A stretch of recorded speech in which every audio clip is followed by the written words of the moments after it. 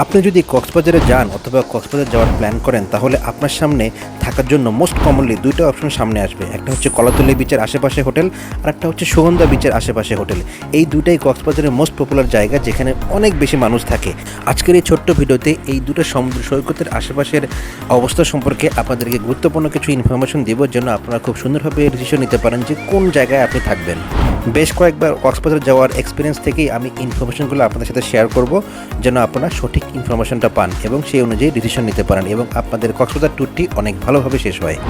কক্সবাজারে আপনি যেভাবে আসুন, বাসে অথবা ট্রেনে, আপনাকে অবশ্যই প্রথমে যে জায়গাটা আসতে হবে সেটা হচ্ছে কক্সবাজারের ডলফিন মোড়। আর এই ডলফিন মোড়টাই হচ্ছে কক্সবাজারের কলাতলী সমুদ্র সৈকতের একেবারে কাছেই। বেশিরভাগ বাসগুলো এই ডলফিন মোড় হয়ে কলাতলী সমুদ্র সৈকতের আশেপাশেই নামায় দেয়। এখানেই থেকেই আপনি বাসে উঠতে পারবেন ঢাকার বাসগুলোতে, আবার এখানেই নামায় দিবে। তো এই যে বিচটা এখানে যে দেখতে পাচ্ছেন, এটাই হচ্ছে কলাতলী সমুদ্র সৈকত। আপনি যদি পরিষ্কার ও কম কোলাহলমুক্ত সমুদ্র সৈকতে আপনার সময়টা পার করতে চান তাহলে অবশ্যই এই কলাতলী বিচে আপনাকে থাকতে হবে, কারণ এখানকার বিচের মানুষজন একটু কম থাকে এবং এই বিচটাই অনেকটা পরিষ্কার থাকে। এই সমুদ্র সৈকতে আপনি একেবারে বিচ ভিউ অনেকগুলো হোটেল পাবেন, যেটা এখন আপনি স্ক্রিনে দেখতে পাচ্ছেন। এখানে একটু কম দাম থেকে অনেক বেশি দামে হোটেলও পাবেন। মোস্ট পপুলার হোটেলগুলোর মধ্যেই hotel Ramada, hotel Simon, sea paradise, hotel Samudra Bilash. এই হোটেলগুলো একেবারে সমুদ্র সৈকতের কাছে, মানে সমুদ্র সৈকতের সাথে লাগানো। আপনি যদি একেবারে রুম থেকে সমুদ্র দেখতে চান তাহলে এই হোটেলগুলো থেকে আপনি খুব সুন্দরভাবে সমুদ্র দেখতে পারবেন। এবং এসব হোটেল সম্পর্কে আমার অনেক রিভিউ দেওয়া আছে আমার ইউটিউব চ্যানেলে, আপনি ওখানে যে দেখে আসতে পারেন। ডিসক্রিপশন বক্সেও লিঙ্ক দেওয়া থাকবে। এই বিচের আশপাশ থেকে খুব সহজেই আপনি সিএনজি, অটোরিকশা বা চাঁদের গাড়ি ভাড়া করে কক্সবাজার যে অন্য স্পটগুলো যেমন marine drive, Patuartek, Darianagar, এগুলো খুব সুন্দরভাবে ঘুরতে পারবেন। খাবারের জন্য অনেক ভালো মানের হোটেল আশেপাশেই আছে, যেমন পৌষি হোটেল অনেক পপুলার, এখানে আপনি খেতে পারেন। খাওয়া দাওয়া নিয়ে কোনো সমস্যা নাই, খুব সুন্দরভাবেই আপনি এখানে সব কিছু ম্যানেজ করতে পারবেন। আমার পার্সোনালি যেটা সবচেয়ে বেশি ভালো লাগছে যেটা হচ্ছে এই বিচটা অনেক পরিষ্কার থাকে এবং মানুষজন একটু কম হয়, মানে আপনি গ্যাঞ্জাম কম হয়, আপনি খুব সুন্দরভাবে আরামে এখানে সময় কাটাতে পারবেন। তবে অসুবিধা হলো একটা, সেটা হচ্ছে এখানে রাতের দিকে অ্যাক্টিভিটি অনেকটা কমে যায়। রাতের বিচটা অতটা জমজমাট আমার কাছে মনে হয় নাই। আর হচ্ছে এখানে ড্রেস চেঞ্জ করা অথবা লকার সিস্টেমগুলো এখানে তেমন পাওয়া যায় না। চলুন এখন আপনাদেরকে সুগন্ধা বিচে নিয়ে যাই। সুগন্ধা বিচ আসতেই আপনার যে চোখে পড়বে সেটা হচ্ছে এখানে প্রচুর মানুষজন, প্রচুর ভিড়।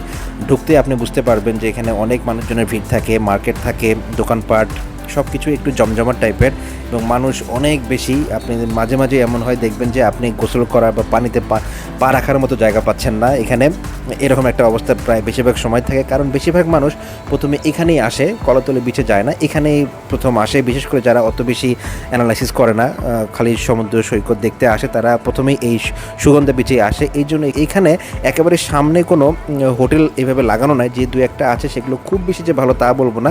এগুলো মেইন রাস্তার পিছনে কিছু হোটেল আছে, সেগুলোই অনেক কম দামে পাওয়া যায়, সেগুলোতে অনেক মানুষ থাকে, সেখান থেকে অনেক মানুষ এখানে আসে। এই বিচের সাথে পাশেই যে লাবণী বিচ বলে যেটাকে, সেখানে কিন্তু সিবি হোটেল আছে, যেমন জলতরঙ্গ নামে, কিন্তু অনেক দামি। আপনি এখান থেকে হেঁটেই লাবণী বিচে যেতে পারবেন। বিচগুলো কিন্তু একেবারে একসাথেই, মানে এক সমুদ্র সৈকত তো একটাই, পাশাপাশি একটু জাস্ট নাম দেওয়া হয়েছে আর কি। এখানে লকার সিস্টেম আছে, ড্রেস চেঞ্জ করার অপশন আছে। এই জিনিসগুলো এখানে আপনি ভালো সুবিধা পাবেন। আর হচ্ছে এখানে রাত্রের বেলাটা খুব সুন্দর জমজমাট থাকে, অনেক সুন্দর অ্যাক্টিভিটি থাকে, সবাই খেলাধুলো করে, দৌড়দৌড়ি করে, বাচ্চা কাচ্চা অনেক বেশি। আপনি যদি ফ্যামিলি নিয়ে রাতেও এখানে ঘোরাফেরা করেন কোনো সমস্যা নাই। শুটকি টুটকি সব এখান থেকে আশেপাশ থেকে কিনতে পারবেন, কোনো সমস্যা হবে না। এখানে অনেকগুলো দোকান পাওয়া যায়, তবে একটু দামাদামি করে নিতে হবে অবশ্যই, দাম একটু বেশি হয়। আর কথা বলবো না, ভিডিও কিছুক্ষণের মধ্যে শেষ করে দিব। আপনি যদি পরিষ্কার পরিচ্ছন্ন এবং কম মানুষ পছন্দ করেন তাহলে কলাতলী বিচের দিকে থাকতে পারেন। আর যদি আপনার কোনো মানুষজন কোনো সমস্যা না হয়, আপনি অনেক জমজমাট ভালো পছন্দ করেন, অনেক মানুষের কোলাহল পছন্দ করেন, সবাই খুব দৌড়াচ্ছে, সবাই খুব এনজয় করছে, এটা যদি আপনার দেখতে ভালো লাগে তাহলে আপনি অবশ্যই সুগন্ধা বিচে নিতে পারেন, কোনো সমস্যা নাই। বিশেষ করে যারা একা ট্রাভেল করেন অথবা ডে ট্যুর কক্সবাজারে দেন, যারা হোটেল নেন না, তারা কিন্তু এই লকার সিস্টেমগুলো এখানে খুব ভালোভাবেই অ্যাভেল করতে পারবেন। তো সেক্ষেত্রে আপনার সুগন্ধা সবচেয়ে ভালো এবং এর আশেপাশে অনেক কম বাজেটের অনেকগুলো হোটেল পাওয়া যায়। তো সেক্ষেত্রে সুগন্ধা বিচটা আপনার জন্য ভালো হবে। আর আপনি যদি একটু লাক্সারিয়াস অথবা একটু মানুষজন কম চান তাহলে অবশ্যই কলাতলী বিচের দিকে যাবেন।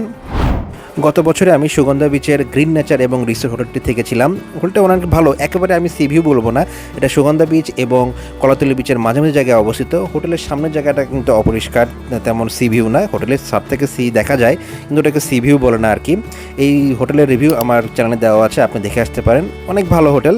ডিসক্রিপশন বক্সে অনেকগুলো ভিডিও লিঙ্ক দেওয়া থাকবে, ওগুলো আপনার কক্সবাজার ট্যুরের জন্য অনেক হেল্পফুল হবে। অবশ্যই চেক করে আসবেন যদি আপনার সময় থাকে। তো আজকে এই পর্যন্তই, আশা করি আপনি একটা ধারণা পেয়ে গিয়েছেন। অবশ্যই আপনার মতামত জানাবেন কমেন্ট সেকশনে যে আপনি কোন জায়গায় পছন্দ করেন, বা যদি আপনি কক্সবাজার আগে যেয়ে থাকেন তাহলে আপনার কলাতলি ভালো লেগেছে নাকি সুগন্ধা বিচ ভালো লেগেছে, এটা অবশ্যই কমেন্টে জানাবেন। তো আজকে এই পর্যন্তই, সবাই ভালো থাকবেন, আপনার নেক্সট কক্সবাজার ট্যুর অনেক ভালোভাবে কাটুক। আসসালামু আলাইকুম।